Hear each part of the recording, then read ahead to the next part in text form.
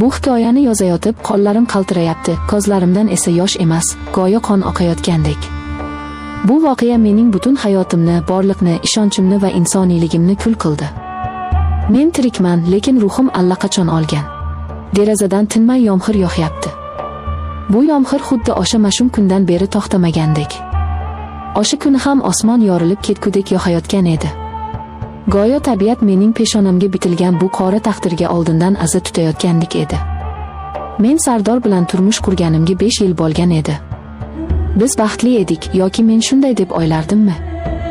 Sardor mehribon, e'tiborli, har bir so'zimga quloq soladigan er edi. Onam esa mening hayotimdagi eng muqaddas inson edi. Otam erta vafot etgani uchun onam meni yolg'iz o'zi ming mashaqqat bilan o'stirdi. Men onamni shunchalar yaxshi ko'rardimki, u men uchun nafaqat ona, balki eng yaqin dugona, eng ishonchli sirdosh edi. Men uning poyiga dunyolarni topishga tayyor edim. Uning yuzidagi birgina tabassum uchun jonimni berardim. Onam yosh ko'rinardi. Hali 50 ga ham kirmagan, o'ziga oro beradigan chiroyli ayol edi. Men doim onamning go'zalligi bilan faxrlanardim.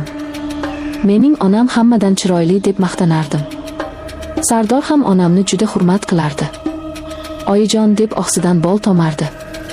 Ularning munosabati shunchalar samimiy ediki, men bundan faqat xursand bo'lardim. Kuyov va qaynona o'rtasidagi bunday iliqlik har kimga ham nasib etavermaydi deb o'ylardim. Men naqadar kor bo'lgan ekanman. Naqadar sodda va ahmoq bo'lgan ekanman. O'sha kuni ishdan ertaroq chiqdim. Boshim qattiq og'riyotgan edi, vujudimda qandaydir holsizlik bor edi. Sardorga qo'ng'iroq qilmadim, unga syurpriz qilmoqchi bo'ldim. Uyda mazali kechki ovqat tayyorlab, uni kutib olmoqchi edim. Onam ham o'sha kuni biznikiga kelishi kerak edi. Ertalab telefonda gaplashganimizda qizim, uyingizga boraman degan edi. Men xursand bo'lib, kalitni qoldirib ketgan edim. Uyga yaqinlashganim sari yuragim negadir hashlana boshladi. Bu shunchaki kasallikdan deb o'yladim. Yomg'ir shivirlab yog'ardi. Darvozamizdan kirib hovliga otdim. Uy ichi jimjit edi. Faqat yomg'irning tomga urilayotgan tovushi eshitilardi.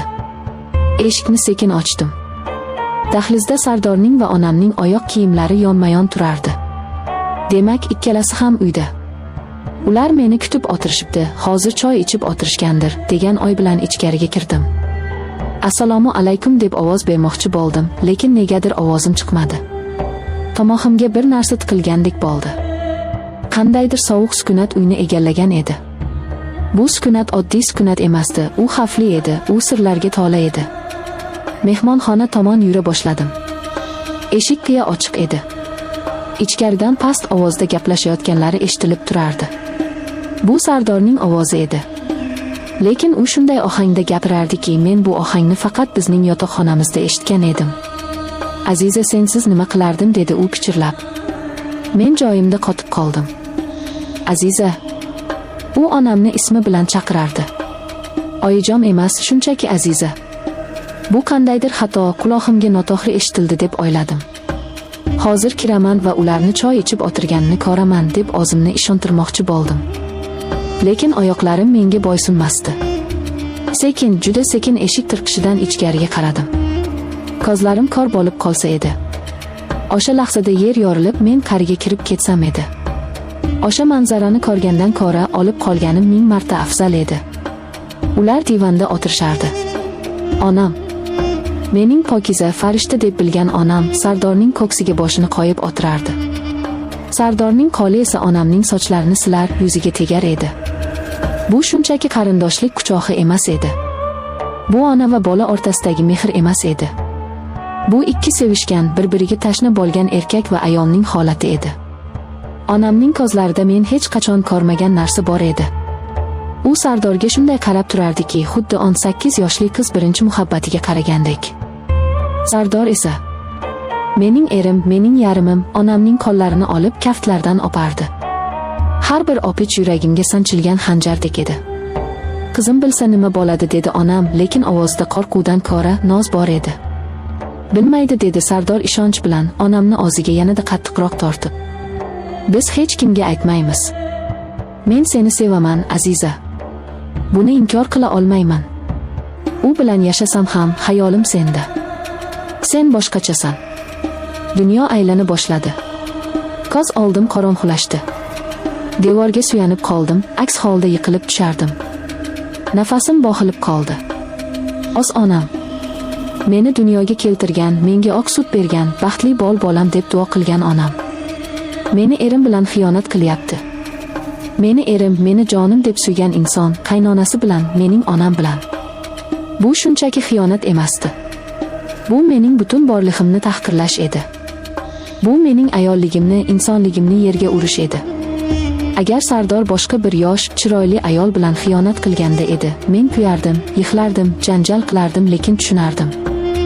Erkak kishi nafsiga qul bo'ldi derdim. Lekin onam bilan bu qanday vahshiylik? Bu qanday jirkanchlik? Miyamda ming xil savollar aylanardi. Qachon boshlandi?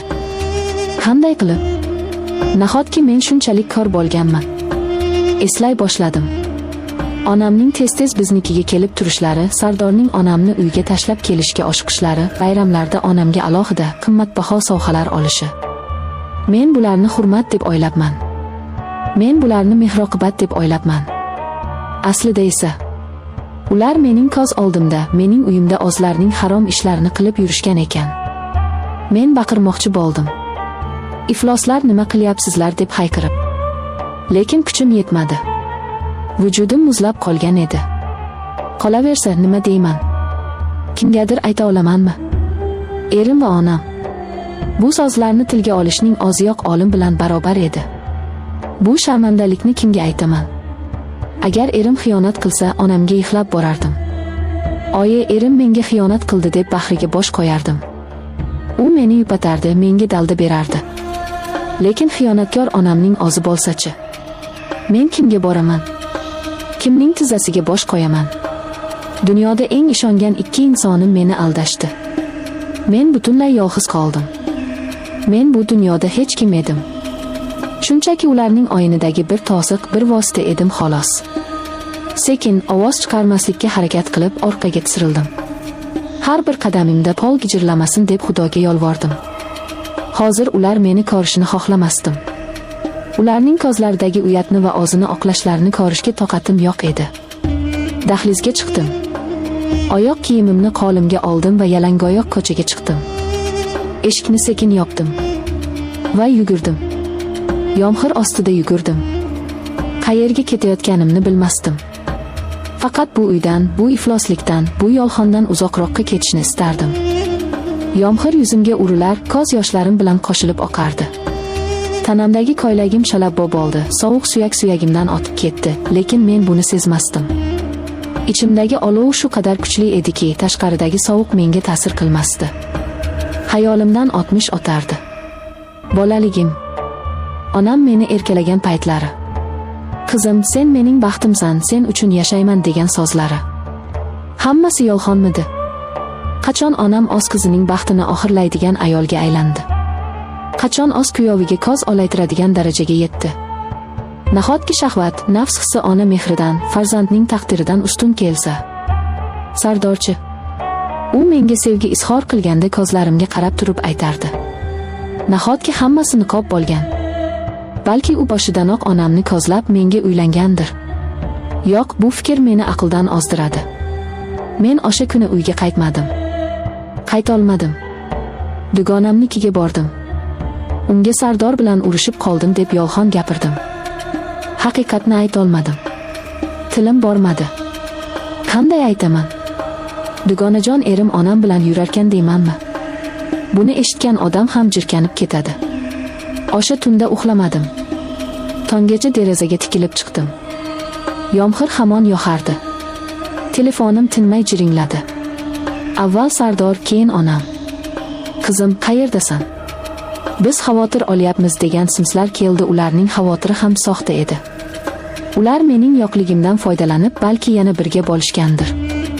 Yoki sirlari ochilib qolishidan qo'rqishgandir.